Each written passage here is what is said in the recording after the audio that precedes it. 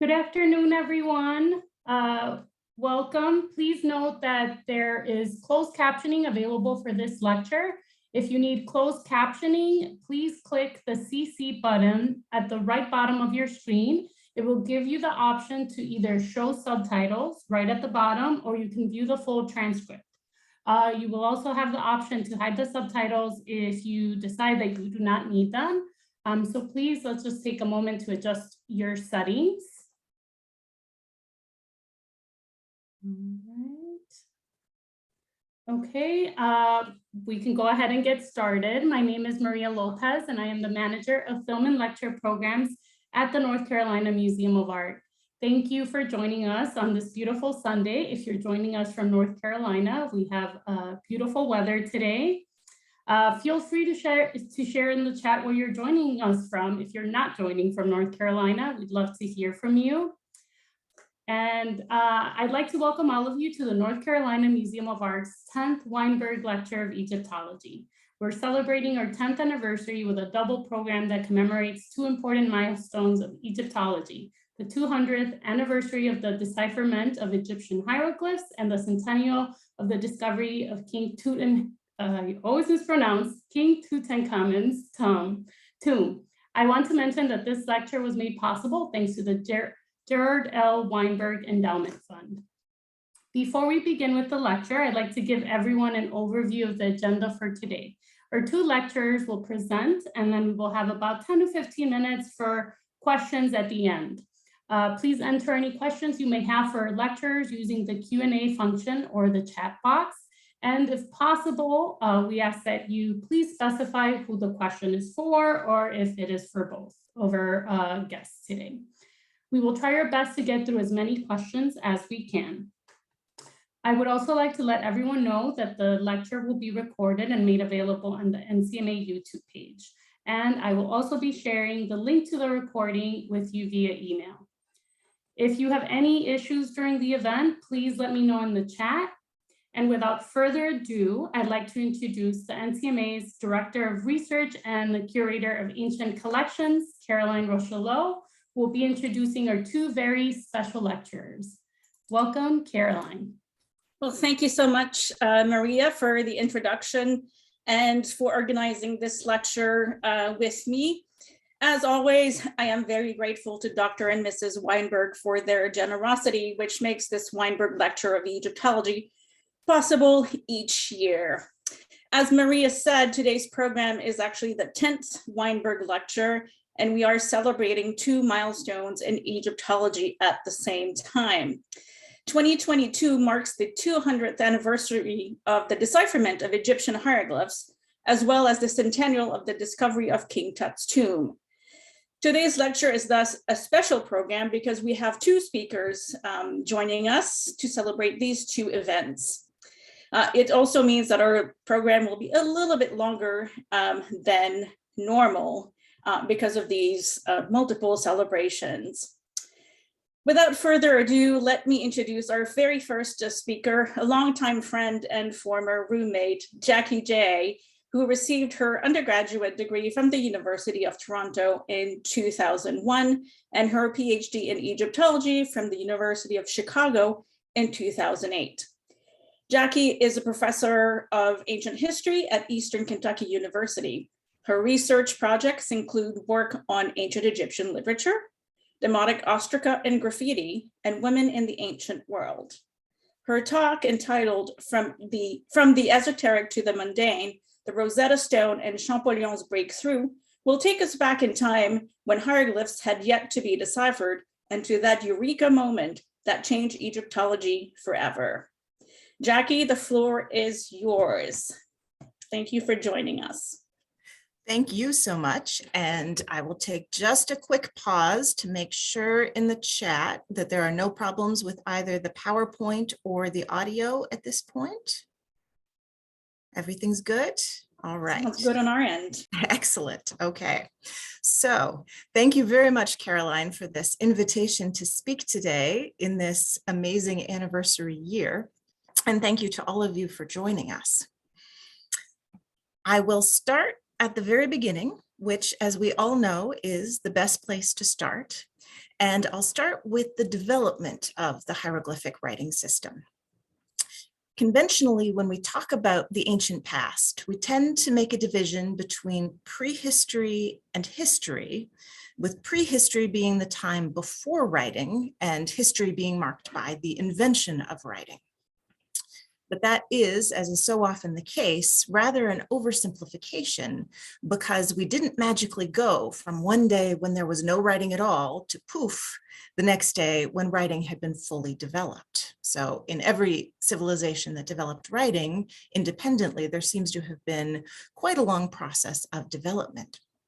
And in Egypt, some of our first evidence for that process of development comes from the site of Abydos. It's what you can see here to the left of the screen. These small ivory labels. Abydos is a site in Middle Egypt that's very famous as the site of a temple to the god Osiris. And it's also very important in our understanding of late prehistory in Egypt and the development of Egypt as a unified nation state. In late prehistory, there seemed to be a number of regional kingdoms developing in Upper Egypt, one centered around the site of Abydos. And Tomb Uj, where these ivory labels were found, is quite a wealthy tomb and likely belonged to an early king of the region. You can see the little holes that have been drilled into the corner of these tags. They would have been tied onto commodities to be placed in the tomb. And the signs on these tags look an awful lot like hieroglyphs. There's still some debate. Is this recording true spoken language in written form, or are these symbols? These must be some kind of label marking perhaps where the commodities came from. We're not entirely sure, but nonetheless, we're definitely on the road to writing at this point. When we jump forward about 100 years, we definitely have clear evidence of the recording in writing of spoken language. On the right, we have the Narmer Palette, and Narmer is traditionally described as the first king of united Upper and Lower Egypt. Again, that's a bit of an oversimplification, but certainly he was one to claim sovereignty over the entire country. This palette, a large inscribed stone with beautiful carved relief.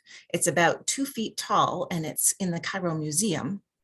Actually, interesting question. Is it being transferred to the Grand Egyptian Museum? I would imagine so. And it has on one side an image of King Narmer in the white crown of Upper Egypt, holding a stick with a large rock on the end, and you can tell that he is about to bash the head in of the unfortunate figure kneeling before him. And we assume that this is a Lower Egyptian figure who is being conquered and defeated. On the flip side of the palette is depicted Narmer in the red crown of Lower Egypt. So that symbolism shows that he's claiming both parts of the country. The geographic mental map here can be a little confusing for us when we think about modern maps, because Lower Egypt is actually the north part of the country. It's the Delta. Upper Egypt is the south part of the country. But for the Egyptians, that designation made perfect sense because the river flowed from south to north. So here we have Narmer claiming both halves of the country. For our purposes, what's particularly important about this object is the little box at the top, because this is the recording of the king's name. This is how we know that this king is named Narmer. And you can see in the close-up that there's 2 parts to the box. The top part of the box with the fish is a bird's eye view. The box represents the king's palace, and we're looking down into the palace, and we can see the fish within the palace from the top. The bottom part is the palace from the side, and those vertical lines represent the niched decoration of the mud brick facade that was representative of the king's power and part of the symbolism. The top sign is a beautifully carved fish, and when you see those little whiskers, this is actually a catfish. And we know that the ancient Egyptian word for catfish was something like nar. And so this is a pictographic sign, very logically, where the image of the catfish represents the catfish and the word nar.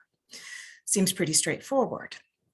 But the bottom sign, this is where things start to get more complicated and where we start to see some of the complications for the decipherers of the hieroglyphs, because here we have a chisel and it doesn't represent the noun chisel. The king's name is not to be translated as catfish chisel. Instead, it represents the phonetic sounds M and R. So this is a biliteral sign where one sign represents two sounds. That's where we get mare. And the meaning is not chisel. Instead, it's the adjective fierce or stinging. And so the king's name literally translates the fierce catfish. So that gives us a sense of some of the complications involved in deciphering the hieroglyphs. Here we have a writing of the name of the goddess Isis, and that breaks it down in even more detail. We have at the top the hieroglyph for the throne in profile that is again a biliteral representing the sounds S and T. Then the loaf of bread, that half circle that is an alphabetic sign. It has the sound value of the T, but Egyptian is a gendered language. And so there's both masculine and feminine nouns, and the T is the way they indicate the feminine at the end of a word. So this is also representative of that idea of feminine. So those two signs both have phonetic values attached to them. The last two signs in the writing do not. They are purely idea signs that help to clarify the meaning of the word. We call them either determinatives or classifiers. The first, the egg, represents the idea female, and then the goddess, little picture of the goddess, is obviously telling us that this is a goddess, the goddess Isis. And those determinatives are particularly important for the hieroglyphic writing system because it didn't include vowels, and those vowels would have encoded the parts of speech of different words. And so instead of the vowels telling us the exact meaning of a word in context, it's those determinatives that we use, both as ancient readers and now as modern translators, to figure out the meaning of individual words. Things get even more complicated when we recognize that at any given time, the Egyptians didn't use just one script. And so we have a number of different scripts to contend with. The first row in this table is the hieroglyphic script. And I'll digress for just a minute and share an Egyptology pet peeve. For some reason, the word hieroglyphics has come into pop culture, often used in documentaries, but the proper use of the word is hieroglyphic as an adjective. So it's the hieroglyphic script or the hieroglyphic writing system, and hieroglyphs as the noun. So we'll talk about the hieroglyphs as individual signs. So that's kind of an Egyptologist version of fingernails on a chalkboard. And now all of you are in the know, and you can be equally annoyed when you hear people talk about the hieroglyphics.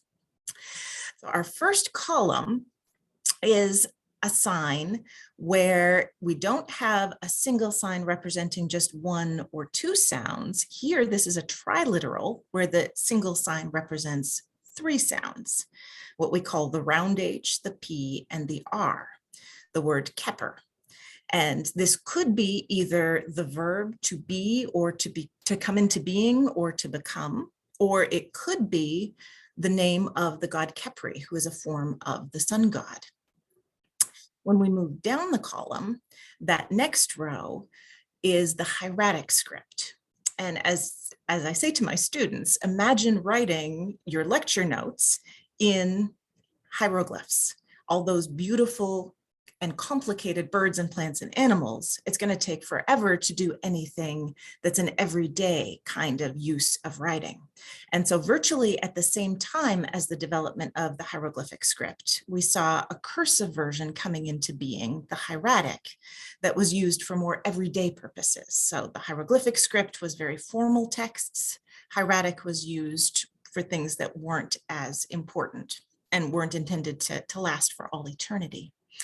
And you can tell in the comparison of the hieroglyphic beetle and the hieratic version that the foundations of the original hieroglyphic sign are still pretty visible. You've got that little vertical stroke for the beetle's body and then his little legs. But when we move into Demotic, which is another cursive script that was developed in around the 600s BC, things get even more cursive. The beetle has become now just a single vertical stroke and a curve. Demotic is sometimes described as agitated commas because so many of the signs look exactly the same. It was much easier to write, but for us, it is much more difficult to read. Then finally, we have Coptic. After the conquest of Egypt by Alexander the Great, and Alexander the Great's general Ptolemy became the first king of the Ptolemaic dynasty of Egypt, Greek became commonly used in Egypt. And first, under the Ptolemies, it was Egyptian priests who started to write texts in a modified form of the Greek alphabet, with a few letters added to capture sounds that didn't exist in Greek, but did exist in Egyptian. That was a real benefit for them because the Greek alphabet did have a way to record vowel signs. And especially if you are recording magical spells where the pronunciation is really important, that use of the vowels is extremely useful. So here we have the verb keper in the Coptic form shopa with those vowels. And Coptic became the language of the Christian church in Egypt and the script of the Christian church in Egypt.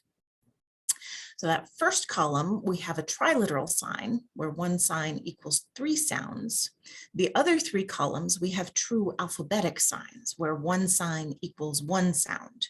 The ring stand for the G, the foot with the leg for the B, and the owl for the M.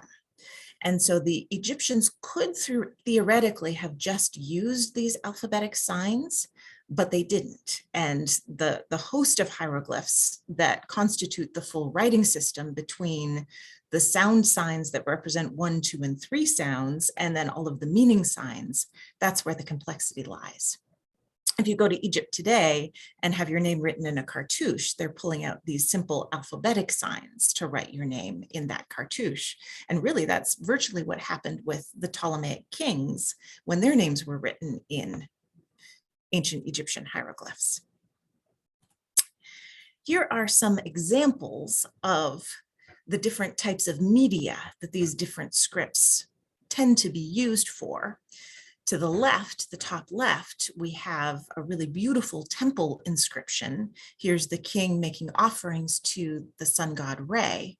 And in this context, carved in stone, the hieroglyphs are completely appropriate and the detail on the carving is incredible. I especially love the owl, that M sign that you can see a few times there. The bottom here is a copy of Hieratic written on papyrus. This is a fictional story from the New Kingdom. It's a lot more cursive, but you can still see those hints of the hieroglyphs. You can see a few snakes and birds and even a little rabbit at the bottom.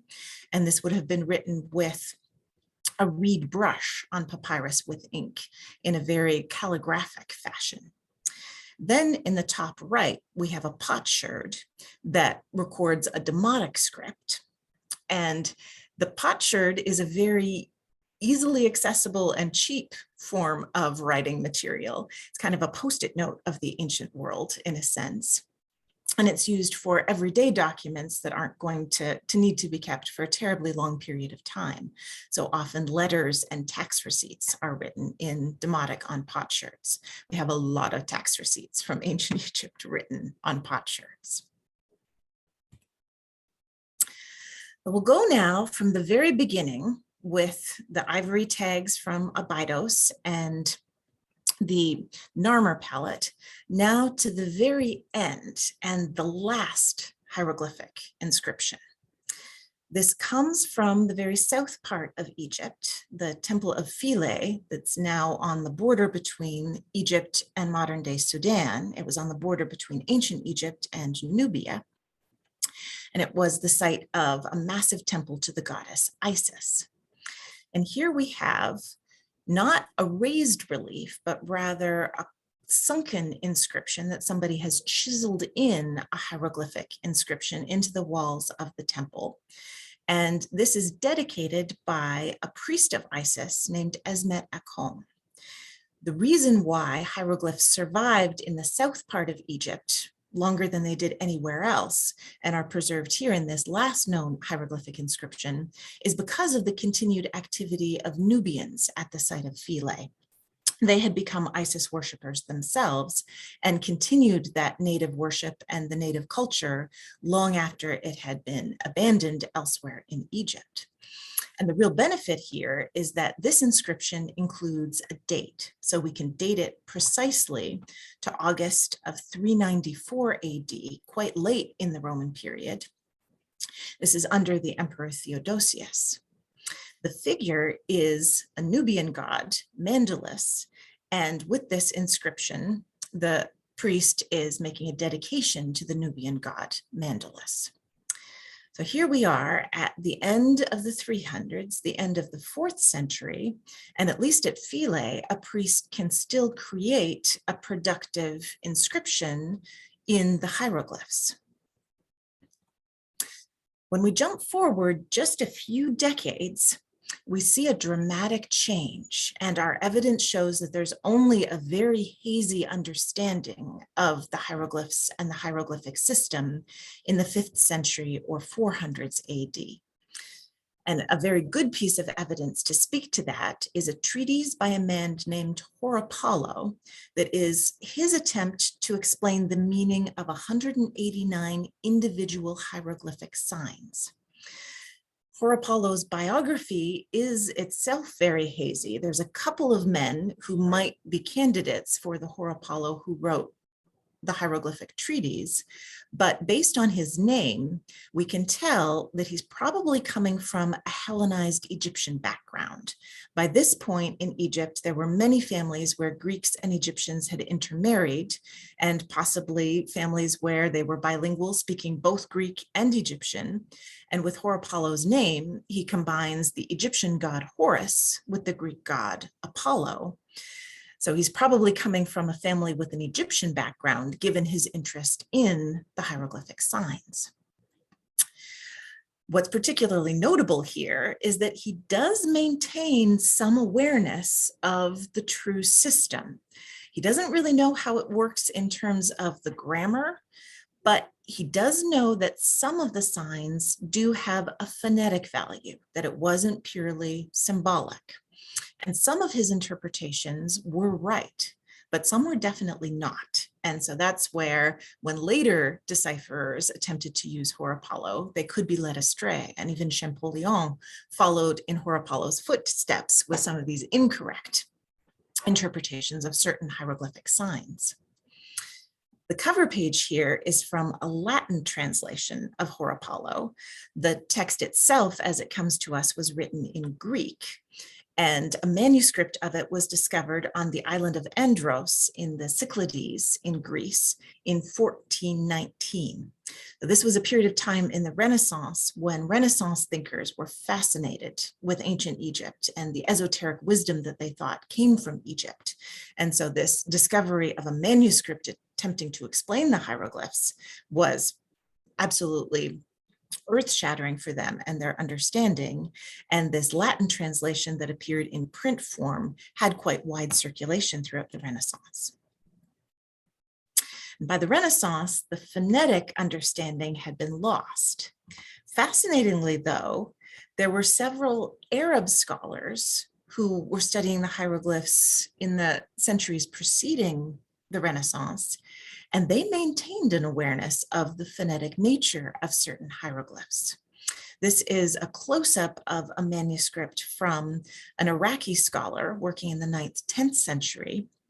And here he has created parallels of hieroglyphic signs and letters of the Arab alphabet, the Arabic alphabet in the Arabic script. And So he knows that there is that phonetic value. The problem is that almost universally across the board, he was wrong in the phonetic values that he assigned to specific hieroglyphic signs. But nonetheless, it's very notable that that awareness was maintained, at least up until this point. But as I've said, when we move into the Renaissance, that awareness of the phonetic value of hieroglyphs was lost. And scholars looking at hieroglyphic texts were assuming that it was a symbolic kind of system. In addition to Horapollo, Renaissance scholars were fascinated by a figure named Hermes Trismegistos, who was viewed as a version of the Egyptian god Thoth, the god of wisdom, and Trismegistos means thrice great. And we have a corpus of texts that were ascribed to Hermes Trismegistos and his disciples that are either philosophical in nature or are texts that speak of alchemy and magical spells. And we now know that these texts date from roughly the 2nd century BC to the 5th century AD, so relatively speaking, quite late in terms of Egyptian history. But for the Renaissance scholars, they thought they dated much earlier. So for example, Hermes Trismegistos was seen to be a figure who lived at the same time as the patriarch Abraham of the Hebrew Bible. And so they were looking back to this very ancient wisdom as they saw it. And they were able to read these texts because they were written in Greek.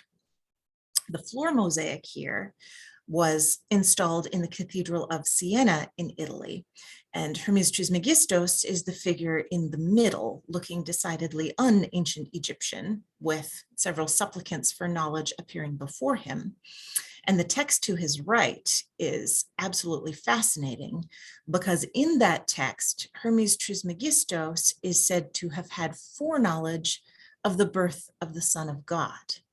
And that's part of how the Renaissance scholars at this time were understanding pagan thinkers and working them into their own Christian worldview, that these pagan thinkers were thought to have had foreknowledge of Christian theology and Christian thinking. And all of those things were deeply embedded in Athanasius Kircher, the first figure in my abstract and the first to claim that he had completely deciphered the hieroglyphic system. Unfortunately, as we'll see, he was not correct in that claim, but the system that he devised was wide-sweeping and incredible and took him decades to develop. He was born in Germany and became a Jesuit scholar, spending most of his time in Rome. And that's a very good place to be if you wanted to study the hieroglyphs, because so many monuments had been brought from Egypt to Italy by the Roman emperors. So there are obelisks erected that you can see in Rome today that Athanasius Kircher was trying to interpret. And he did make a few genuine breakthroughs. Looking at Horapollo's Hieroglyphica and some of the words that Horapollo included, he recognized that Coptic, that late version of the ancient Egyptian language that's written in the Greek alphabet, that was the same language that the ancient Egyptians spoke. So that's a very important key to decipherment because we have a version of ancient Egyptian that we can read that then can be used to compare to the hieroglyphs. But for Kircher, even though the language of Coptic was the same as the language of the ancient Egyptians, that wasn't the same language that the hieroglyphs themselves encoded. Kircher believed that the hieroglyphs were purely symbolic. They did not represent any kind of spoken language, but rather a universal symbolism. And he was the first not to try to just identify the meaning of individual signs, but to come up with full translations. Here is one of his translations. And this particular obelisk, the obelisk of Villa Celimontana, is in a private garden in a villa in Rome.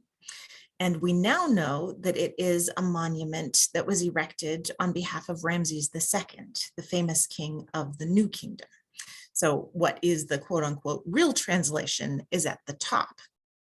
So we've got the Horus name of the king. Here's that same palace facade that we saw with Narmer, that box with the king's name written inside it, and then the niched facade below. And this is the Horus name of the king with the Horus falcon sitting on top. By the time of the New Kingdom, the king had 5 names, a very elaborate titulary, the Horus name being the first of those. And so the Horus name of Ramses II was the strong bull, beloved of Ma'at. Then the last 2 names of the kings are the ones that are written in what are called cartouches. These circles, rope circles that encircle and protect the name of the king in a magic and ritual way. And these circles are very useful when it comes to decipherment because they allowed early decipherers like Champollion to easily identify what were the king's names. For Ramses II, his name, his first cartouche, which is the King of Upper and Lower Egypt name, the bee and the reed plant, is Usermatre Setepenre. And then his second cartouche is the son of Re. You can see the little sun disk in between the 2 cartouches that is the sun god Re. The goose is Sa, the word for sun.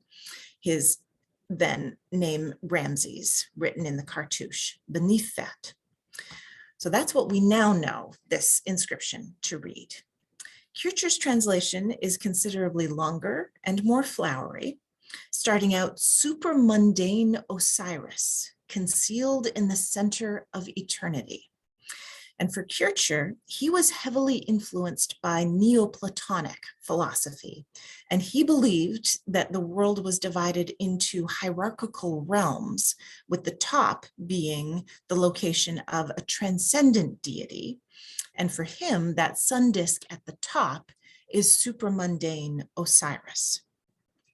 In this particular obelisk inscription, the sun disk is a simple sun disk. When he looked at other similar texts, other similar obelisk inscriptions with the sun disk at the top, sometimes that sun disk had wings and a uraeus added to it. So it had 3 parts. That number 3 is important: the disk, the wings, and the uraeus. So for Kircher, that 3-part sun disk became the Trinity and was a prefiguring of the Christian Trinity, that transcendent God in the top realm of the world. That transcendent God then flowed down into the world of the genies, represented for Kircher by that beetle with the sun disk and the cartouches beneath, then flows down into the divinity Osiris of the sensible world and its soul, which is the sun. And this all is the sun represented by the Horus falcon on top of that cartouche. Then the transcendent deity flows down into the Osiris of the elemental world, Apis. Apis is a bull deity for the ancient Egyptians. So that is the bull that is the first part of Ramses II's Horus name. And notice that we are only halfway down the obelisk at this point, and the ... shows that there's considerably more to this particular translation of Athanasius Kircher's. And this whole thing is taken from a fabulous book, Egyptian Oedipus by Daniel Stolzenberg of Stanford University, that describes Kircher's attempts to translate the hieroglyphs and his place within the broader thinking of the Renaissance. So I'd highly recommend that if you're interested. So here we have an incredibly elaborate and ambitious attempt to translate the hieroglyphs, but it was completely wrong, and many of Kircher's contemporaries and people immediately following him didn't buy it. It didn't work for them. And so interestingly, in the following century, in the 1700s, there continued to be a fascination with ancient Egypt and the hieroglyphs, but there was a real pessimism, a real belief that the hieroglyphs would never be able to be translated. So individuals were copying inscriptions and studying Egyptian artifacts, but not actually trying to figure out what they said. That all changed with Napoleon and an expedition that he decided to make in 1798 to Egypt. The main purpose of this expedition wasn't to study the Egyptian antiquities. His main intent was to cut off the British from access to India. But Napoleon knew that there were antiquities in Egypt that were worthy of study. And so along with his troops, he took about 160 scholars to study the material on the ground while they had the opportunity. And I love this bottom image of Napoleon on his horse looking at the Sphinx. And the Sphinx at that point had been covered up in sand up to the shoulders, which at various times had happened to the Sphinx, and it had to be re-excavated multiple times in antiquity and up to the modern period. Unfortunately for Napoleon, his expedition was almost immediately unsuccessful. Horatio Nelson, the famous British admiral, followed with a fleet of British boats and defeated Napoleon in a battle of the Nile, a major naval battle, in August of 1798. And at that point, Napoleon turned and returned to returned to France from Egypt, leaving some British on the ground in Egypt. But Napoleon did leave a few soldiers in Egypt, even after that defeat. And so that is why it was a group of French soldiers who discovered the Rosetta Stone in July of 1799. They were excavating a trench for an extension of a fortress in the Delta port city of Rosetta that's near Alexandria. And as they were doing so, they discovered the famous Rosetta Stone. Because Napoleon had brought these scholars with him, it was immediately recognized the importance that this had as a trilingual inscription in terms of the potential decipherment of the hieroglyphs. And because the British had a presence in Egypt at that point, it fell into British hands very quickly. And that's why it's in the British Museum today. But copies of the inscription, copies of the stone as a whole, began to circulate throughout Europe, and many scholars throughout Europe started to work on this puzzle. It's a trilingual inscription. It comes from the Ptolemaic period, so those descendants of the general of Alexander the Great who had taken over Egypt.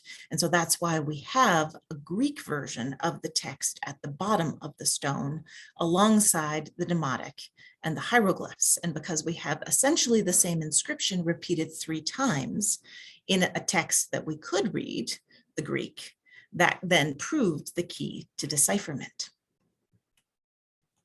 And the first individual in Europe to make fundamental breakthroughs was an individual in France named Sylvestre de Sacy. And he was a French bureaucrat who essentially worked for the French mint and later became a professor of Arabic. And his major breakthrough was to identify the name Alexandros, part of the titulary of Alexander the Great, in the Demotic. And he was able to do that as early as 1802. So you can see how fast the process is moving at this point. And he did not continue to study the Rosetta Stone in much detail after that, but he had a huge legacy as the teacher of the next 3 men who made foundational breakthroughs: Åkerblad, Young, and Champollion himself. Åkerblad was a Swedish diplomat who had knowledge of a number of Middle Eastern languages. He had been a diplomat in the Middle East and studied with de Sacy around that same time when de Sacy was identifying the name of Alexandros. And Åkerblad's benefit was that he knew Coptic, and so he was able to take a look at the Demotic portion of the Rosetta Stone and match up the Demotic signs with the letters of the Coptic alphabet. And in 1802, he published this concordance of the Coptic alphabet with those Demotic signs. Unfortunately, he took that phonetic equivalence too far, and he believed that Demotic as a script was entirely phonetic, that every single Demotic sign had a sound value. And that's not true. Demotic does use some of the determinatives that don't have a phonetic value. There's a smaller corpus than in the hieroglyphic script, but they do maintain, they do continue in use. And so that was a bit of a stumbling block for him. Nonetheless, he was able to identify all of the proper names, those royal proper names, in the Demotic portion of the stone, along with several nouns. Egyptian, Greek, and temple were three of the nouns that he was able to identify. We then moved to Thomas Young across the English Channel to England. He was an English physician. He was studying to be a doctor when he received quite a large inheritance, which then enabled him to follow multiple paths of study. He truly is regarded as a polymath and also made some important breakthroughs in the realm of physics. And he started studying the Rosetta Stone in 1813. So quite a lot of progress had been made on the Demotic at that point, significantly less on the hieroglyphic portion of the text. And he was able to use Åkerblad's Demotic alphabet to translate the entirety of the Demotic portion of the text, which then allowed him to use those patterns of the Cartouches, the royal names, to identify the royal names in hieroglyphs. And he was able to realize that those royal names were written in phonetic hieroglyphic signs. So he was able to deduce the phonetic value of 6 hieroglyphic signs. But his stumbling block was that he saw only the foreign royal names as having a phonetic value. He assumed that the rest of the hieroglyphic text was symbolic and pictographic. It was to Jean-Francois Champollion to follow that final breakthrough, the recognition of the really complicated nature of the hieroglyphic system. He didn't have the early advantages that Thomas Young had. He was the son of a bookseller from Grenoble in France, but he was brilliant at languages, and as a teenager had acquired a number of Middle Eastern languages, including Coptic. He also seems to have been quite confident because at the age of 16, he announced to the Grenoble Society of Sciences and the Arts that he was going to be the one to decipher the hieroglyphs. And amazingly, he actually did it. He studied in Paris under Sylvestre de Sacy and had copies of the Rosetta Stone that he was working from. In 1813, 14, 15 or so, he wrote to Thomas Young in England and asked for copies of the Rosetta Stone, hoping for better copies. And this kind of annoyed Young because he took from Champollion's letter that Champollion thought that if only he had better copies, he would be able to decipher where the men in England working on this problem had not been able to decipher. So the two of them had a bit of a falling out. But Champollion continued to work, and by 1821, he had made that realization of the complicated nature of the hieroglyphic system, that they mix phonetic, ideographic, and pictographic signs. The Rosetta Stone was a first key. His second key to decipherment is a monument called the Banks or Philae obelisk from the very south of Egypt, that same temple to the goddess Isis. And this is also a Ptolemaic inscription, Ptolemaic monument that has both a Greek script, a Greek inscription, and a hieroglyphic inscription. And this monument preserves the writing of the name Cleopatra, which the Rosetta Stone did not. This obelisk was seen first at Philae in 1815 by a British nobleman, William John Banks, and he recognized its importance and actually brought it to Dorset, as one does as a British nobleman, where it still stands in front of his country house. He brought it to Dorset in 1821. And it was in that year that Champollion received a lithograph copy. And Champollion had even suggested a potential hypothetical writing of Cleopatra in hieroglyphs. And the copies of this Banks obelisk allowed him to see that his theories were correct, to confirm his theories. So here you can see how he matched up those Cartouche writings of the Greek royal names Ptolemy and Cleopatra. I won't stay on this slide too long, but you can match up. The P is the little mat at the top. We've got that T that is the bread loaf. The O is the rope. The lion is the L, and all of these are sounds that occur both in Ptolemy and Cleopatra. One little problem element was that they used two different hieroglyphs for the T. So the T in Cleopatra is with the hand. The T in Ptolemy is the bread loaf T. So there were some issues that Champollion still had to work out, but this was a major breakthrough. And his final major breakthrough, his ability to understand that these phonetic signs were not just alphabetic in nature, one sign equals one sound, but also those biliterals and triliterals, the meaning and existence of those. On September 14th, 1822, he was looking at a new set of inscription copies that had been sent to him from Abu Simbel, the famous site of those massive statues of Ramses II. So he had access to the cartouche of Ramses II.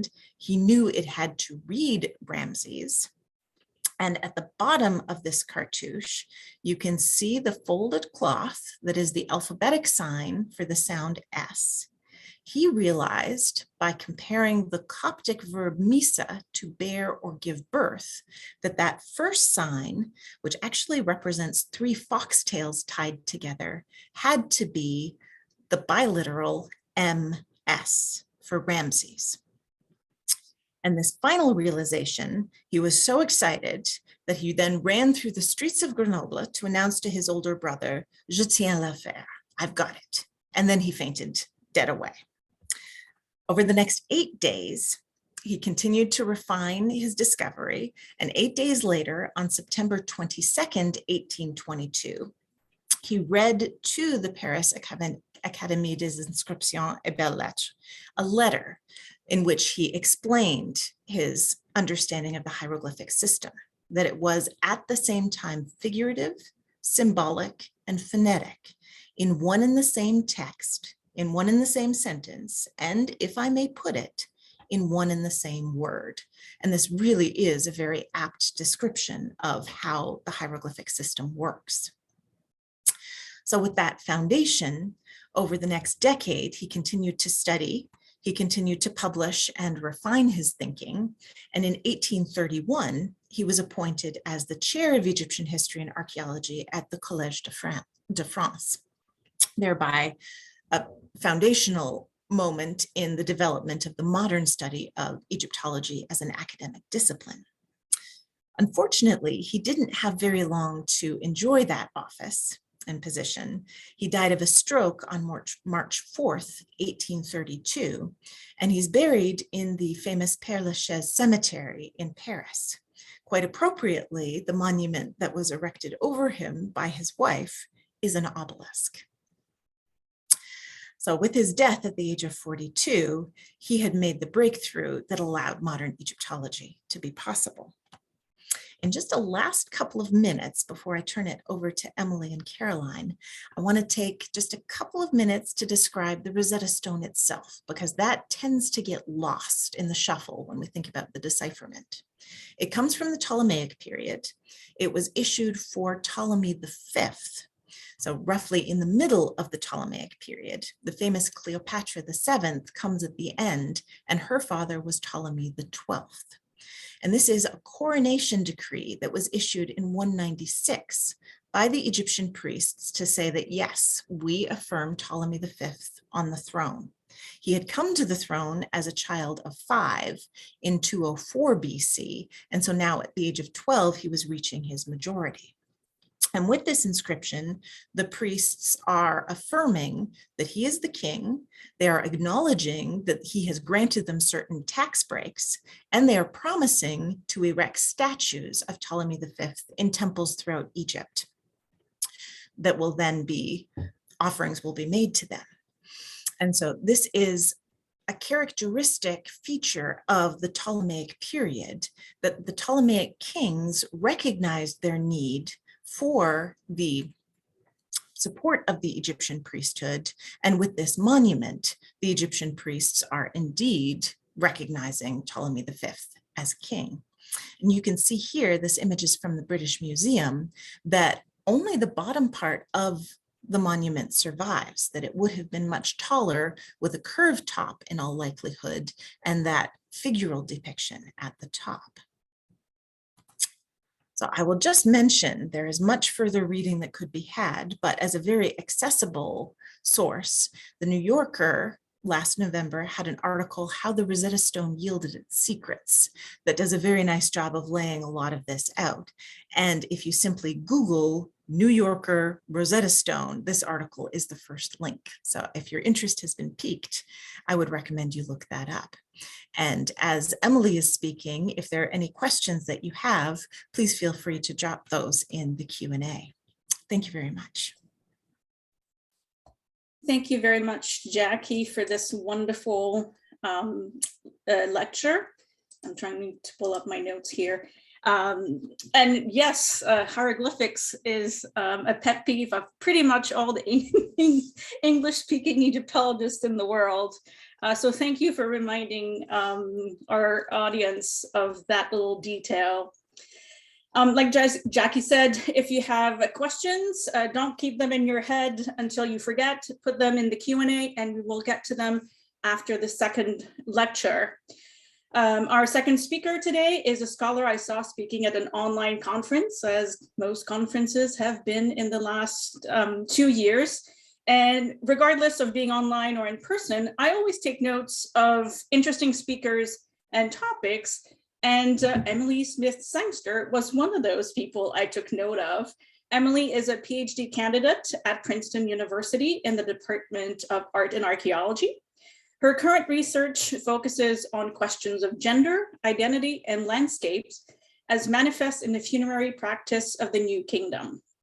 Her dissertation aims to explore these themes at Upper Egyptian sites with a particular focus on Abydos. Emily received her BA highest honors in anthropology from Monmouth University's Honors School and her master's in ancient Near Eastern and Egyptian studies from New York University. Her talk today, Uncovering New Wonderful Things, reflecting on the centennial of the rediscovery of Tutankhamun and the theory of the king's iconography of disability, brings us to the Valley of the Kings in 1922 and the examination of the representations of King Tutankhamun. Welcome virtually to North Carolina, Emily. Thank you so much. Hello, everyone. Thank you to Carolyn, Maria, Dr. and Mrs. Weinberg, and everyone at the North Carolina Museum of Art for having me today, and you all for being here to celebrate all of these very exciting and historic milestones. I hope you and your families remain well. Today, I'm going to walk you through the rediscovery of the tomb of Tutankhamun and then provide a little bit of insight and rebuttal to a seemingly widespread theory regarding some of the artwork found within the tomb of the young king. Before I begin, though, I do want to note that I will be showing images, although very few, of human remains today, primarily in the form of CT scans. I have marked the slides before these images with a red circle in the bottom right-hand corner of the slide in case anyone would prefer not to see these images. I hope today to be able to demonstrate that even though it's been 100 years in November since the rediscovery of the tomb of Tutankhamun, we can still discover new wonderful things about the king, his life, and Egypt in the New Kingdom. Before bringing you back to November of 1922, I want to go back even further to the New Kingdom in Egypt, which you can see here on this diagram if you can see my pointer. So we're looking at somewhere between 1550 to 1075 BCE. But for today, we're going to focus on this square here, the 18th dynasty, specifically towards the end of it. And just to note, this here under New Kingdom is not a list of all of the New Kingdom pharaohs, just some readily recognizable ones, including today's man of honor, Tutankhamun. Before discussing Tutankhamun, though, I'm going to push back a tad further, and I would like to begin in the reign of Akhenaten, who ruled somewhere in the 1350s BCE, if we don't take into consideration the co-regency he seems to have held with his father, Amenhotep III. Akhenaten is primarily known for his changing of the Egyptian religion from its canonical worship of the Egyptian pantheon to Atenism, in which the only god, the sun disk known as the Aten, was worshipped. This is why many people know him as either the, quote, father of monotheism, although I know this is heavily debated, or the, quote, heretic king. This change came with a shifting of the capital to Amarna, which is why we know it as the Amarna period, as well as the destruction of many former inscriptions and buildings to the old gods. Akhenaten had a number of children with many of his wives during his reign, including a young boy who he named Tutankhamun, or the living image of the Aten. Here on the left, we have an image of a colossal statue depicting Akhenaten, and on the right, a small figure of either Akhenaten or Tutankhamun held in the Neues Museum in Berlin. In both, you can see this really beautiful and seemingly unique Amarna period style that makes Akhenaten's art and much of Tutankhamun's artwork so readily recognizable. So the very sharp angles of the face and the soft fleshy bodies with kind of the tummy coming over the edge of the kilt there. Now, of course, we don't know him as Tutankhaten because when his father passed away or shortly after, the boy took the throne somewhere between the age of 8 to 10, and he began restoring the traditional religion of Egypt. With this change, he also changed his name from Tutankhaten to Tutankhamun, meaning the living image of Amun, removing any mention of the Aten and everything his father had stood for, instead for Amun, the principal god at the time. This young pharaoh, who would marry his half-sister Akhenaten, then known as Akhenaten, and take the throne name Neb-Keperura, worked tirelessly to rejuvenate his country's monuments and religion, working closely with the priestly class. Unfortunately, however, this would be rather short-lived. The king's reign would only last from about 1345 to 1335 BCE, although these dates are debated, and he would be deceased before he was 20 years old. On the left here, we have, of course, the extremely famous golden mask of the king, and on the right, a lesser shown statue head from a statuette group currently held in the Metropolitan Museum of Art and thought to be from Karnak Temple in Luxor. And here on the right, we have the two cartouches. We have one version of Tutankhamun's name, leader of Upper Heliopolis, and then his throne name, Neb-Keperure, or Ra. Now, like any good king at the time, Tutankhamun had begun his tomb when he took power, possibly choosing his father's former Theban burial site, KV-23, as his potential resting place. Work on the tomb, however, had not progressed fast enough to be prepared for his death only 10 years later, being only a passage by the time he died. Instead, another tomb, KV-62, also in the Valley of the Kings, was offered up as an option, having belonged to someone else close to the royal family. I believe the leading theory right now is that it may have been the tomb of Ai, who would actually take the throne for a brief amount of time after the death of Tutankhamun. As such, the tomb seems to many uncharacteristically small for the burial of a king. However, it was better suited for the burial than a hardly dug passageway. Further, this location had been the burial place of the pharaohs since the beginning of the New Kingdom and served as, in theory, a secretive location for the burial of the king, marked by the rather visually appealing peak you can see looming over the valley here.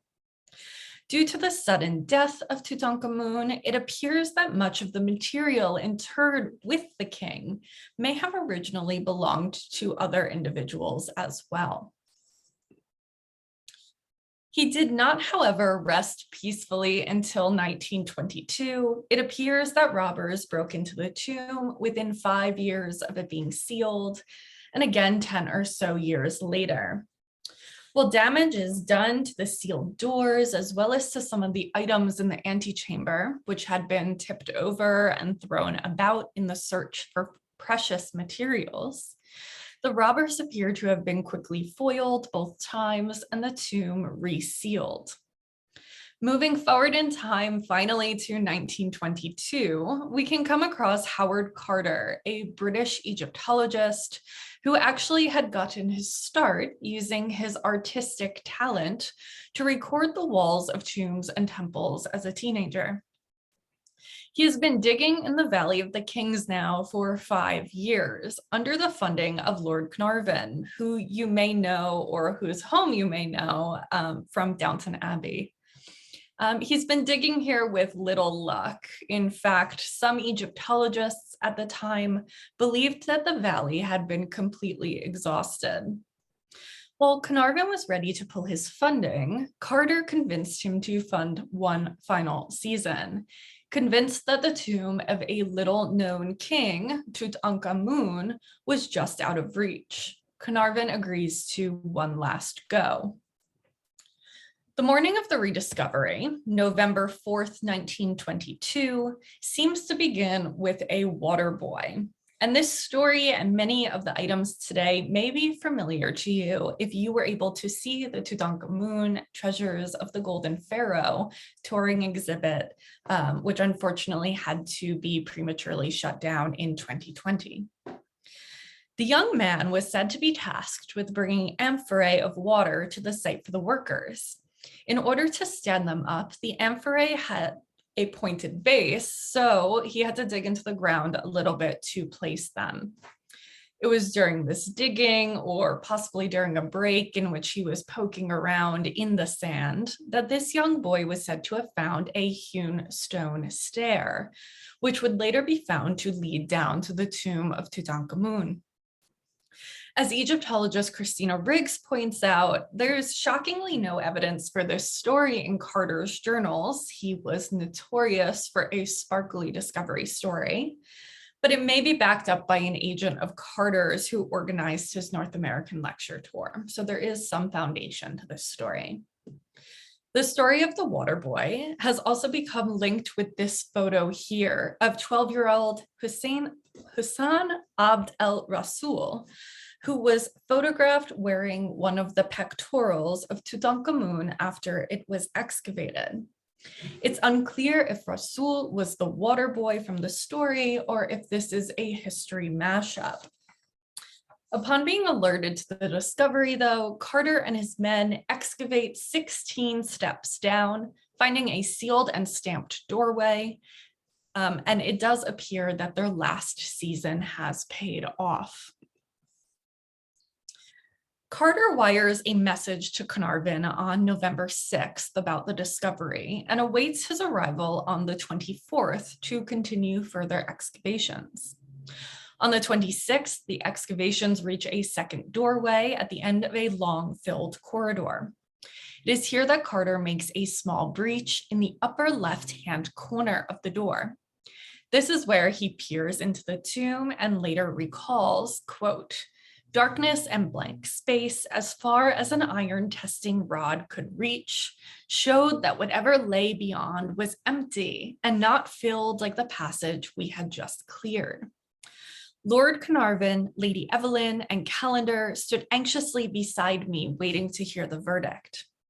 At first, I could see nothing, the hot air escaping from the chamber, causing the flame to flicker. But as my eyes grew accustomed to the light, details of the room emerged slowly from the mist. Strange animals, statues, and gold. Everywhere the glint of gold."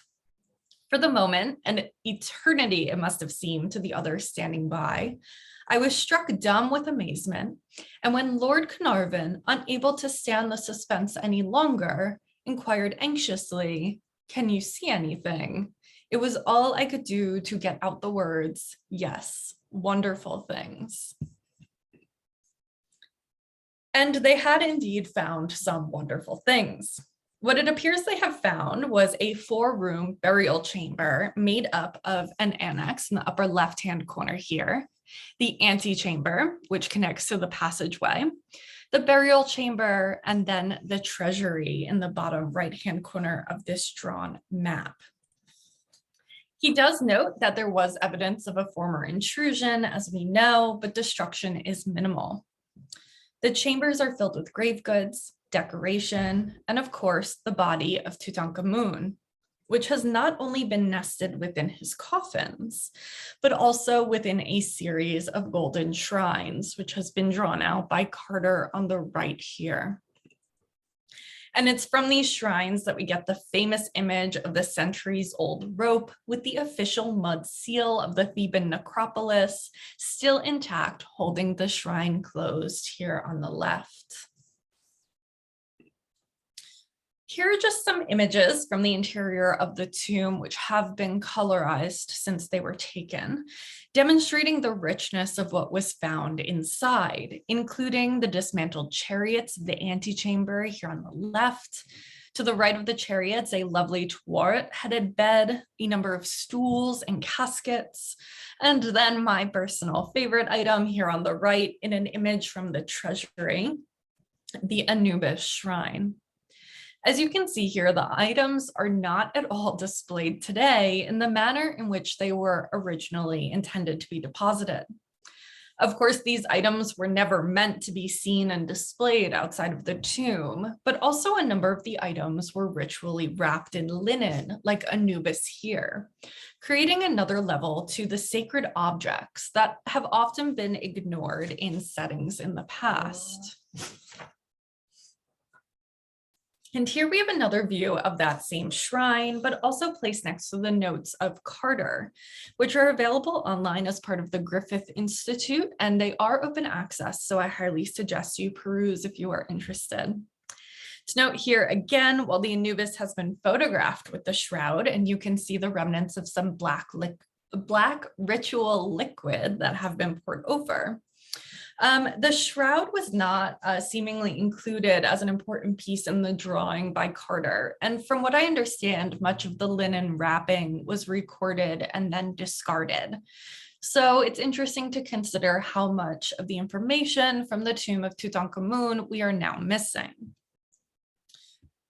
The items were then photographed in situ or in place and then moved from the tomb to a workroom set up nearby, where they underwent some conservation before being shipped to the museum in Cairo.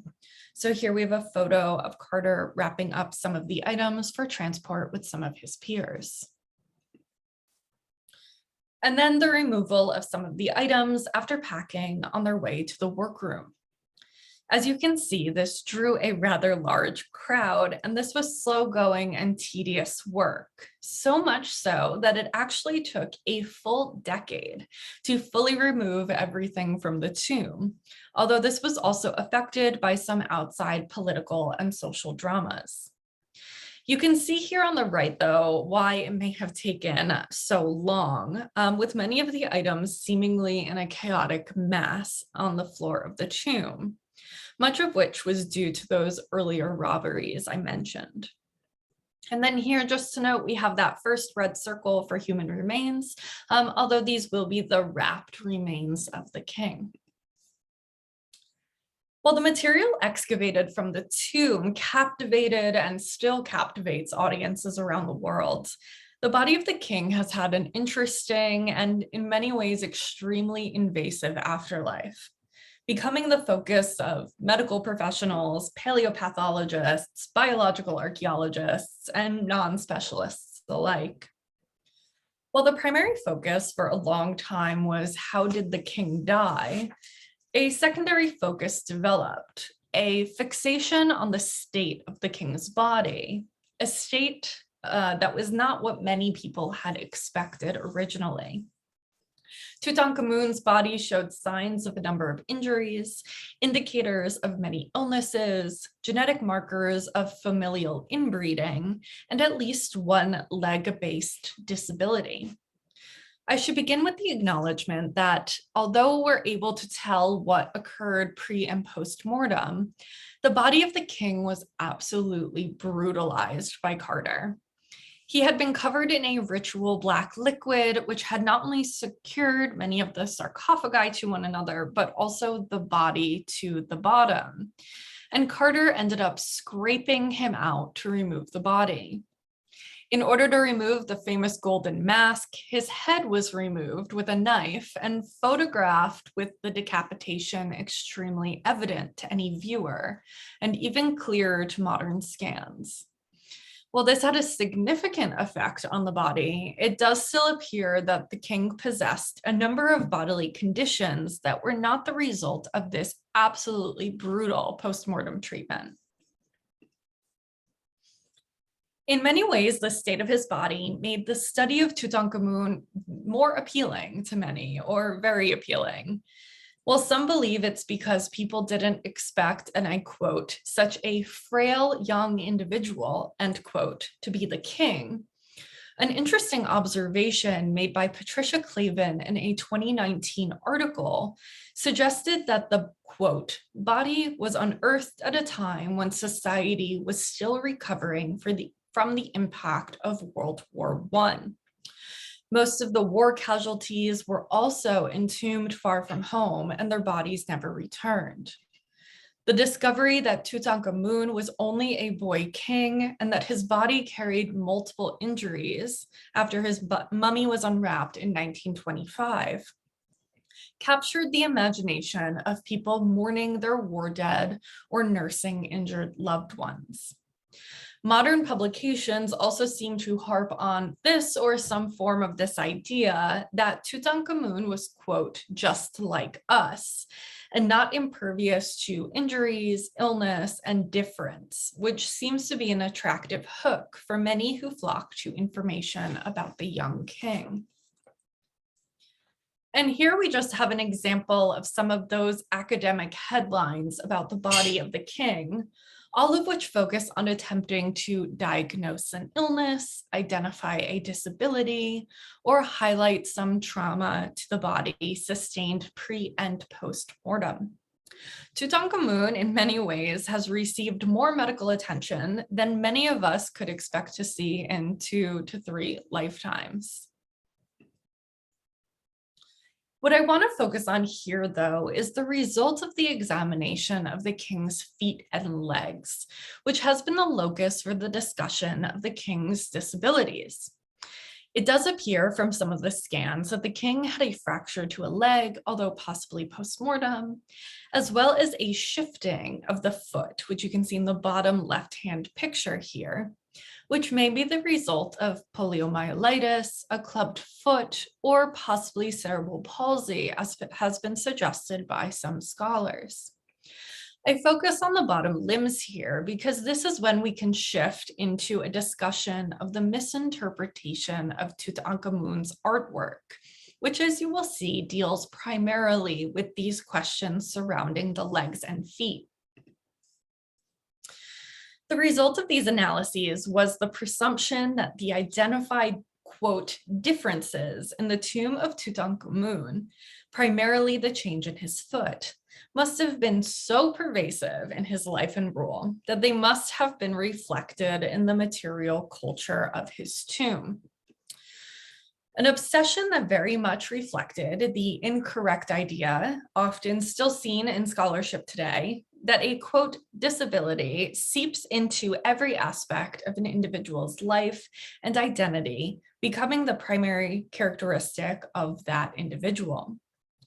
While there were markers of his disability in his tomb, for example, the large number of canes the king collected and used in life, scholars and the public began to instead assign markers of his disability to motifs found on the material within his tomb, such as depictions of him seated while hunting and using a cane.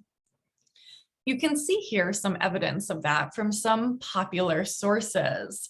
So here from Nile magazine, we have the quote that it helps us to understand why of all the pharaohs, only Tutankhamun is shown seated while engaging in physical activities. A similar quote from Scientific American, and again, this idea from an article in ABC News. The idea does not only exist in the public zeitgeist, though, instead appearing in academic literature as well, even after numerous attempts by scholars like Marianne Ian Krauss to dismiss the idea. Comments range from those declarations that only Tutankhamun was ever shown hunting while seated, that his CT scans provide evidence for why he sits and why he uses a walking stick, and even the dismissal of prior studies in order to suggest instead that the artwork shows a deeply personal experience associated with the king's physical disability, an experience that we can access because we possess his body. So with the clear continuation of this theory against all scholarly odds, I decided back in 2020 and 2021 to really give this idea of what I'm terming an iconography of disability its due, as this would be a rather large break in Royal Egyptian canon if this was actually happening. And admittedly, that would be rather amazing. In order to do this, I examined the objects most often cited as being decorated with artistic depictions of Tutankhamun's disability. We will see some images of those in a bit, and one of which you can see on the screen now. Now, some of these may not actually depict Tutankhamun, which again, we will discuss. However, their regular use to argue for his disability makes them necessary inclusions in this study. I then worked to compare the depictions to known artistic representations of disability, of which we do actually possess. And finding no connection, I will then situate them within the historic use of some of these motifs. Now, from this point forward, I will not speak again to the physical body of Tutankhamun. The state of his body should have little influence on how we read his artwork. Expecting a one-to-one representation, be it from body to art or art to body, is innately problematic in the royal Egyptian context. Whether or not Tutankhamun actually lived with an illness, genetic disorder, or disability is for the bioarchaeologists to say, and they say he did. So moving along to the analysis of the known depictions of disability in Egyptian art, while all depictions of Tutankhamun have been remarked as being innovative and unique displays of disability, the representation of individuals with disabilities within tomb decorative programs or on stelae is a practice that can actually be dated back to the pre-dynastic period. And they appear regularly in Old, Middle, and New Kingdom tombs as well. As the antiquarian influenced use of Old and Middle Kingdom art by New Kingdom kings appears to have been fairly widespread, it seems safe to assume that the artist tasked with creating an iconographic representation of a disabled king would have likely sourced from some of this material, especially as depictions were not restricted to representations of the lower classes. While depicted disabilities varied from dwarfism to scoliosis, depictions of leg-based disabilities appear to be the best place to look for a comparanda, as Tutankhamun appears to have suffered a disability surrounding his legs. An article by Mahran and Kamal on the artistic depiction of disability in Egypt found two types of leg-based disabilities within tomb contexts. The first was that of the backwards knee, identified in the Ebers Papyrus as Ketnet Redhem S, Visually, depictions of this disability are readily apparent, as you can see in these examples from the tomb of Ichi, the 12th dynasty at Saqqara on the left, and one from the tomb of Ptahhotep of the 5th dynasty at Saqqara on the right. Although these are only 2 examples of multiple known, the individuals with this disability are all depicted with one knee bent backwards, possibly a sign of hyperextension of the joint. There is no use of a walking aid, and the remainder of the body is shown following traditional artistic convention. In addition to the backwards knee, Egyptian artists also readily depicted occurrences of an atrophied leg and a raised foot, equated with poliomyelitis, or a clubbed foot. Both examples here date to the New Kingdom, with the left depicting a military barber with a sharply drawn up foot from Theban tomb 56. And on the right, a photograph of the Stila of Roma at the Glyptothek, commonly known as the Polio Stila. Once again, this disability is visually quite apparent, being depicted in almost an identical way throughout Egyptian history, regardless of the status of the depicted individual. And in the case of Roma, the disability may have required a very specific walking aid. So with this better background in regards to the actual known artistic representations of disability, how does the Tutankhamun evidence hold up? Let me here introduce you on the right to the Walk in the Garden relief, thought to depict either Tutankhamun or an unknown king and his wife. That is, if this is a genuine piece, which I know is another debate. This relief is often used to argue for the artistic representation of Tutankhamun's disability and compared directly in many sources to the Stela of Roma. Admittedly, though, I do not see the connection. We see no shortening or atrophying of either leg, no lift of a foot or backwards bending of the knee. Instead, the king, Tutankhamun or otherwise, simply appears to be stepping forward in a manner conventional for depictions of movement at this period of time. His staff is held under his armpit or his axilla, which, as we will discuss later, is not only different from the walking aid in style, size, and use seen used by Roma, but the placement is actually completely conventional. There is no reason to call this a crutch, as many proponents of the depiction of disability suggest. Further, while the leg is lifted, other depictions of Tutankhamun have his right foot lifted as opposed to his left. Thus, if we want to argue that the movement of this foot is the sign of a disability, then we must accept that while representing the disability was important to the king, identifying the correct leg in question was not, which seems to be a faulty and odd conclusion to have to draw. Similar conclusions can be drawn about 2 other items traditionally used in these arguments: the lid of the ivory casket, as well as depictions of the king on his small gilded shrine. On the left, Tutankhamun once again uses a different staff, used in a different, although completely canonical manner, and is shown with no atrophying backwards knee or shortening of either leg.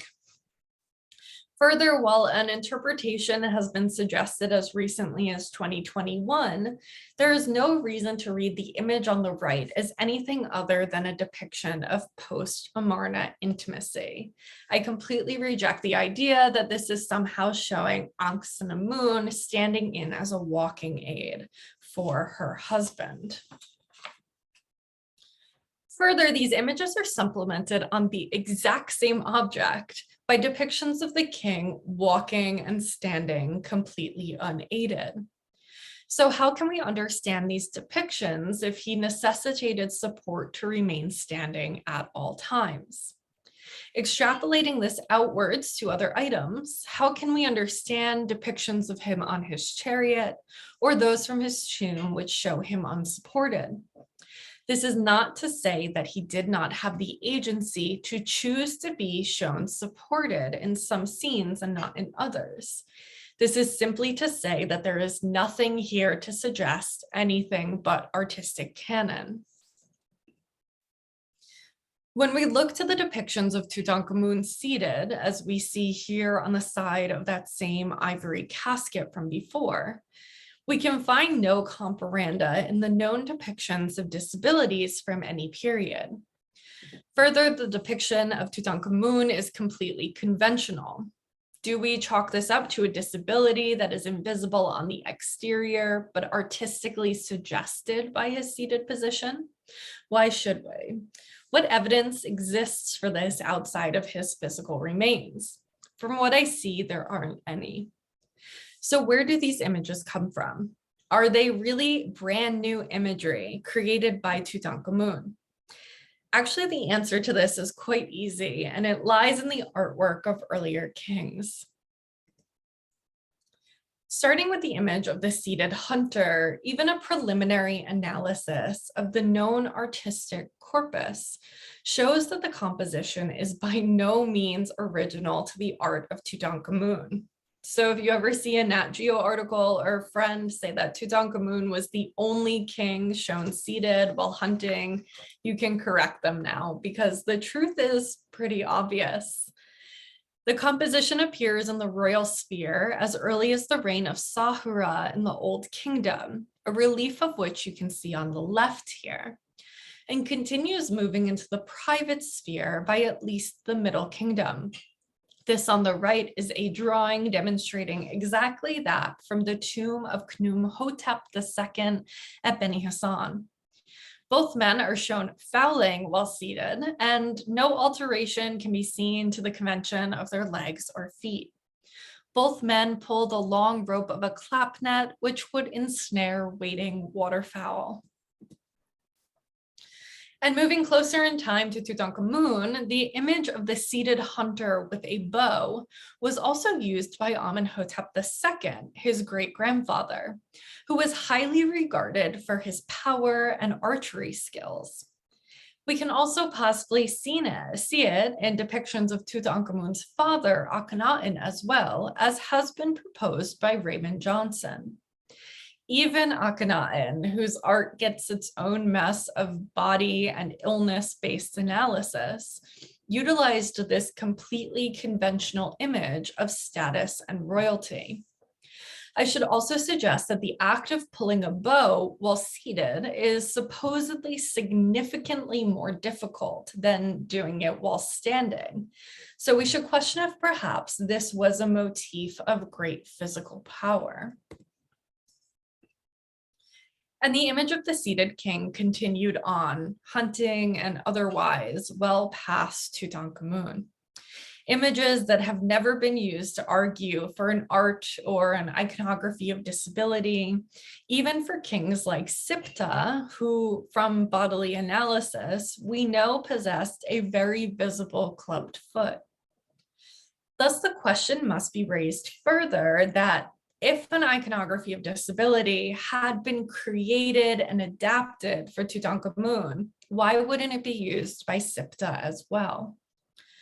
While the point of personal agency can always be raised, for example, Roma chose to be shown with his disability, there is nothing that actually differentiates Tutankhamun's art from anyone else's, making such an argument suspect. That being so, when we see an image like this block from the tomb of Horemheb, again depicting Tutankhamun seated while hunting, there's nothing that actually differentiates Tutankhamun from anyone else. We shouldn't see it as anything other than Tutankhamun being shown in a conventional nature, fit well into the seated tradition of those who came before and after, regardless of any physical disability. But moving forward, what about this seemingly odd use of the staff by the king? In all honesty, we can draw similar conclusions about the use of staffs in the image of Tutankhamun as well. None appear to be used as only walking aids.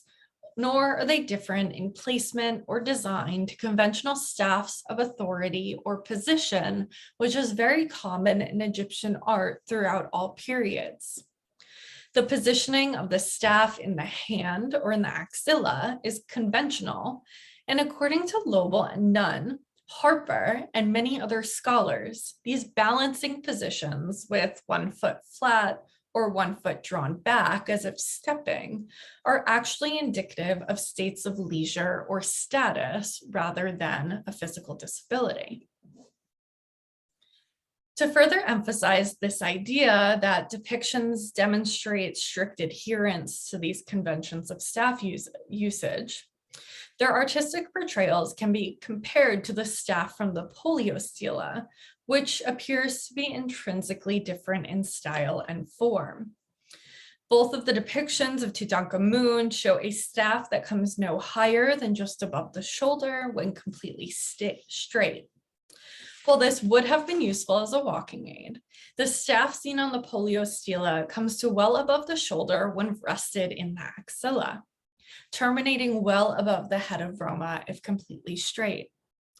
This type of staff actually has archaeological evidence and was utilized by those with poliomyelitis as recently as the 1990s as well, indicating that there appears to have been, even in antiquity, clear knowledge and intention behind the creation of differently sized staffs during the New Kingdom.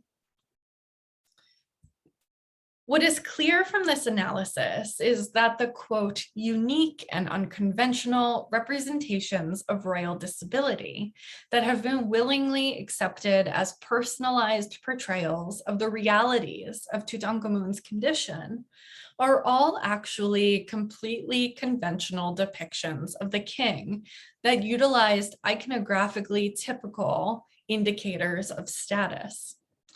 Both the motif of the seated hunter and the deceased leaning on a staff are depictions based on historical examples, not new creations.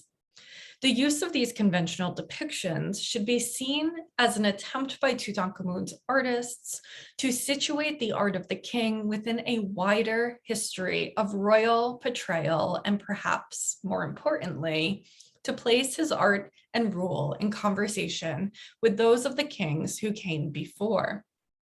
It's with this conclusion that we can almost comically read these quotes while looking at evidence to the contrary. So again, the idea that only Tutankhamun was shown seated and drawing back a bow, when on the right we have a different king in the exact same pose. The purpose of this analysis was not to refute the idea that Tutankhamun may have possessed a leg-based or even an invisible disability, or that his condition was not visible to those who knew him intimately or even the general public. Instead, this study highlights the problems associated with using the physical body to examine artistic representations of the body in Egyptian art. The desire to see these depictions of Tutankhamun as disabled or with human flaws in his artwork led to the complete removal of many of these depictions from the context of their objects and the decorative programs in which they rested. This milieu of images, presented solely in the vacuum of scholarly work, manifested a narrative that supported what the osteology and the genetic studies of the boy king have suggested, but not what the art itself depicts.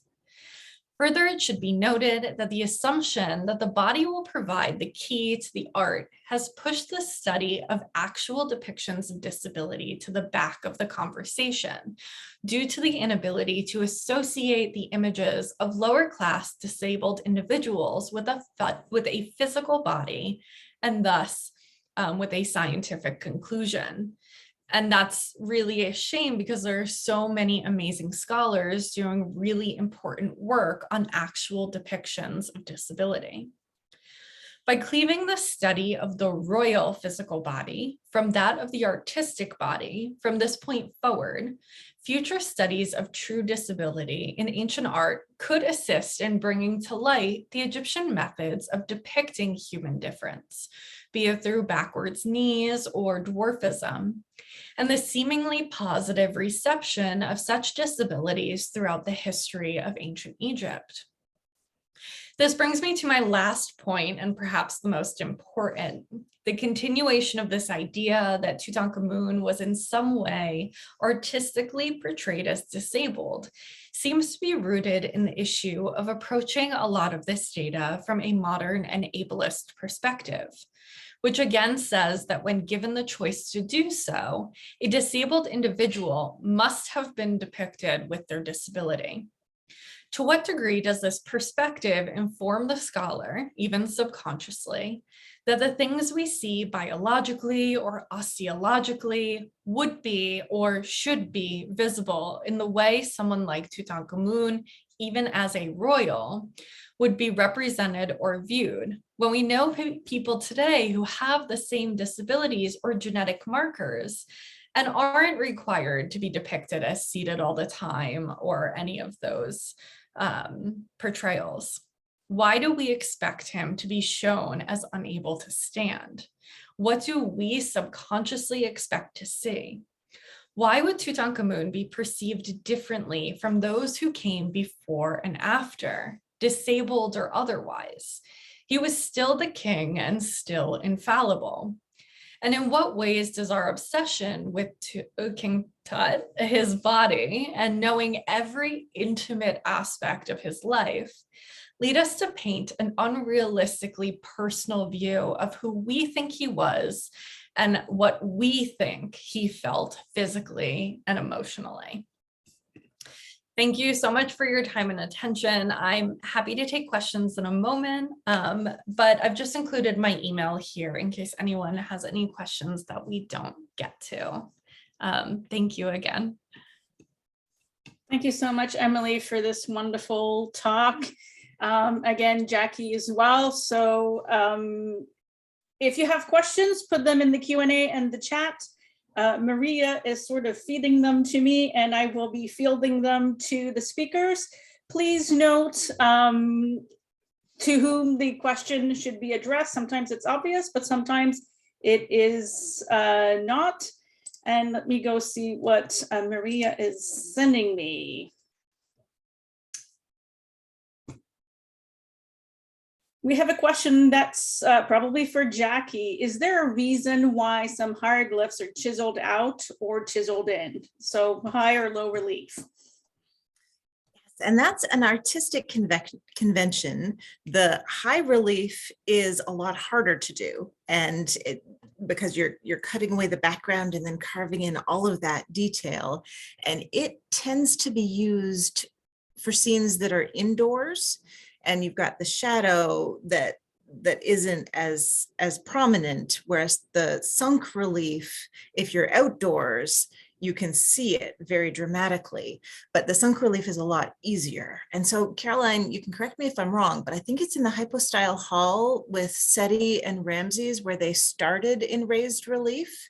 And then as they continued, they realized the hypostyle hall at Karnak was so big that they shifted to sunk relief because it was just a lot easier and faster to do. I don't remember off the top of my head, but it rings a bell. But Yeah. no, you're right. One is much more difficult than the other. Absolutely. I have another one here for Emily. Someone is curious about the black liquid that was poured over the Anubis and the king's body, something I believe Salima Ikram calls the Black Goo. Yes. This is a really interesting question, and I'm definitely not a specialist in it, but I know Dr.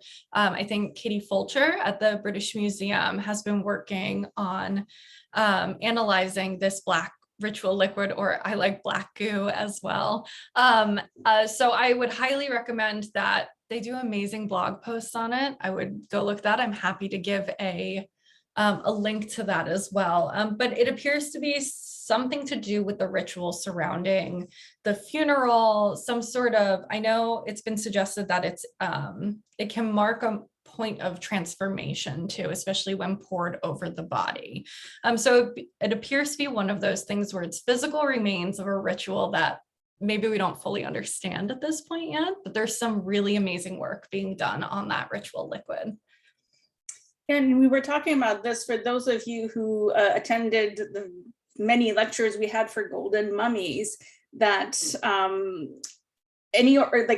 those resins that are being poured either on the mummy or other objects, when it is poured, it is actually sort of gold in color, and it turns black over the centuries. And the association with gold is eternal life. So I think it's a multi-layered study, because you need to know what the original material is to know what it originally looked like. We're talking about objects that were made more than 2,000 years ago. So they don't quite look exactly the way they were made in those days. Okay, we have the Black Goo. That one's for Jackie. In which directions the different scripts are written? Right to left to right, everything but upside down, right? Yes, exactly. So the cursive scripts, those are always written the reverse of our script. So instead of being left to right, the cursive scripts go from right to left. The hieroglyphs, you can go in any direction depending on the artistic layout. And so a false door, for example, since you're working around the door, you can have one side going this way and then down in a column, and the other side going this way and down. And the trick is to read into the faces of the hieroglyphs, except for certain texts where they flip it around on purpose just to mess with you. Because of course the Egyptians love to do that, right? But yes, basically you read the hieroglyphs as if you're walking towards the little animals. Those are the signs that are the most helpful. Let's see. Have a question. I think we're talking about Tutankhamun's tomb. It's like, were they not afraid of ancient curses? Perhaps messing with tombs would bring them disaster. Was that any of the mindset during Carter's excavations? I actually love this question. I pulled up some of the original translations versus how it was translated in the newspapers at the time in regard to what they were calling curses. So for one example, outside of that Anubis Shrine, I have it here. Let's see, on the mud plaster before the treasury, it stated, "I'm the one who prevents the sand from blocking the secret chamber." And when it made it into the newspaper, it was translated as, "I will kill all of those who cross this threshold." So when we're discussing curses, it gets a little complicated because it's a lot of our modern mistranslations. The other one, that death will come on swift wings to any of those who disturb the king, I believe, is also a mistranslation of something from the Book of the Dead. So I do think that the idea of a curse may have been in the zeitgeist of the time, but in terms of it being a legitimate thing, not so much. And my former advisor, Anne Macy Roth, always likes to point out that the type of curses you'd get in Egyptian tombs were things like, "I'll take you to court in the afterlife if you do something wrong." So I definitely think that it's always an interesting question, but beware of people who say that there was a curse and it killed everyone, and double check the translations. That would be my suggestion. Well, if Jackie's talk is any indication, just reading the royal titulary of Ramses II, which is a very straightforward and simple thing nowadays, what was such a long and tedious translation that made absolutely no sense. Hieroglyphs have been translated in different ways and applied in different situations to suit the purpose. Okay, another question for you, Emily. Why would an individual like Roma have chosen to have himself depicted with the club foot? It's a fascinating example. And you to me, actually, that's from Jackie. Thank you.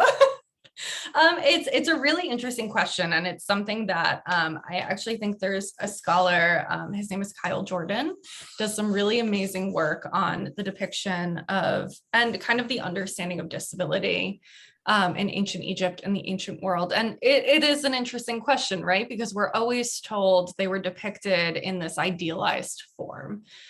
And so I think it may force us to ask this question that what does idealized mean?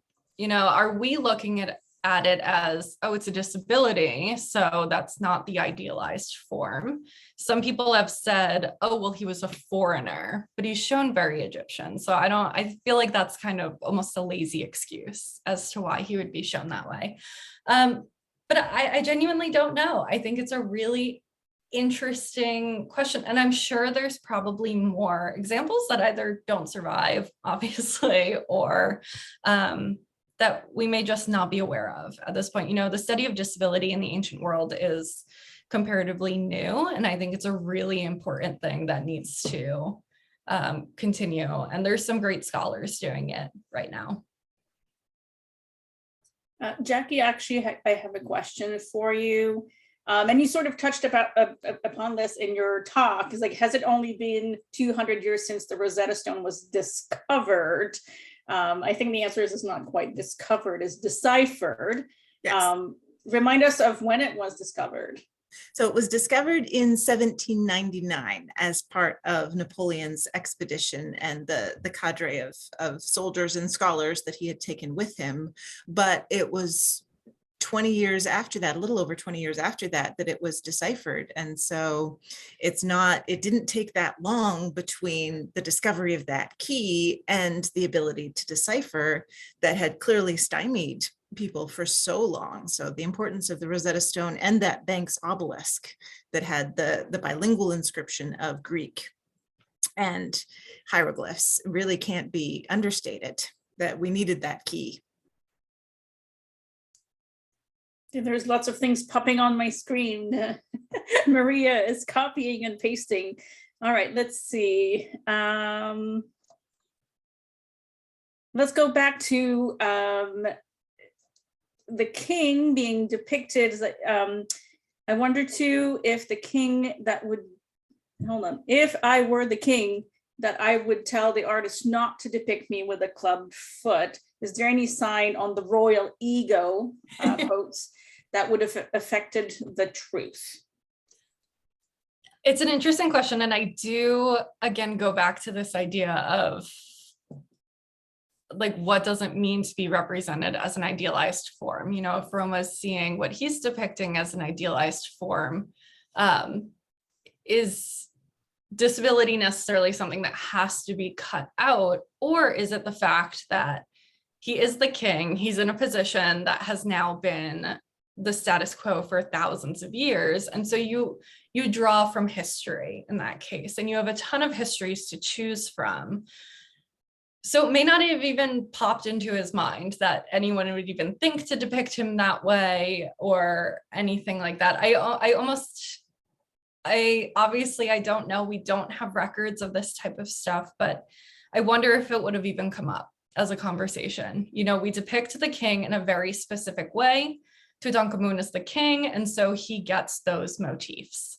And so I think this idea that his art was different or could have been different in some way is very much a modern take on this idea. And as you were talking, it occurred to me that it's almost the flip side with Akhenaten, where he is depicted in a very uncanonical fashion, and individuals, scholars have tried to figure out what disorder may have had to cause him to look like that. And now we tend to think it's more symbolic and it's representative of fertility and creation. And so these choices are important. And for Tut going back to the earlier traditions, that may have played a role too. Exactly. I was almost surprised when I came across the recreation by Raymond Johnson, because I assumed Tut was purposely pulling from kings before his father. You know, let's separate ourselves, cleave ourselves from the Amarna period art. So I also found that interesting that Akhenaten was also pulling to some degree from these historical motifs, even though he was so different in so many ways. Okay, we'll have one last question. This one for Emily about the shrouds, a linen shroud wrapped around the artifacts in King Tut's tomb. Were they just plain linen? Were there images on them? Do we actually know? And what do scholars think their purpose was? That is a great question. I unfortunately am not an expert on the linen specifically. I do know that Christina Riggs had a book called Unwrapping Ancient Egypt. Highly suggest, even for a non-specialist audience, it is enthralling, and she deals a lot with this idea of the linen and the significance of wrapping, specifically the body, but then also items as well. And when it comes to creating the mummy, the wrapping is part of the ritual in which a sacred object is being created. And so it adds like an additional layer to that ritual, to that sacred nature. And we assume that the early fetishes of the kings of gods may have also been wrapped. So is there some connection there too between wrapping and the divine that may be occurring? And so we believe it's fairly similar when it comes to the wrapping of items as well, especially because many of these items are sacred items, the same way that the body becomes a sacred divine item. But highly suggest that book. It is a really good read. And I believe we have that at the NCMA Research Library. There you go. I ordered last year for Golden Mummies. Right now, I think we're not open to the public because of the, but we can have questions. Our librarians can answer questions, and if needed, can send you PDFs of materials. So just, you know, send an email to our librarians. You can find that information on the museum website. And I see Diane, who's one of our docents. It was Unwrapping Egypt was the title of the book. And there's a question, oddly for me, I didn't say anything, but it's like, can a similar program on Egyptian medicine and surgery be in our future? All the topics are possibilities. I'd very much like to try to tie things to things going on at the museum, exhibitions, projects I'm working on, or things like this one that are being celebrated by all Egyptologists and Egyptological institutions around the world in 22. So yes, you can expect that. When, I don't know, but it's always a possibility. So thank you, both of you, for wonderful lectures, traveling back in time and revisiting discoveries and decipherments. It's been an absolute pleasure. I hope everybody's enjoyed our talks today. And as Maria said, the link to the recording will be made available to everyone. And these will also appear on our YouTube channel as well. So if you know someone who wanted to attend and could not, they will be able to do so, well, not to attend, but to watch it after the fact. Well, thank you again, Maria. Thanks to you as well. Thank you all for joining us. Thank you, everyone. Thank you. See you later. And I And just words want from to you? second. Yep. I want to second a comment from Diane Beckman, our docent. She says it's so wonderful to see three such intelligent and verbal women presenting on Egypt. I also am really excited to see all three of you here, and yeah, it's excellent representation. So thank you all for being here, and thank you everyone for tuning in.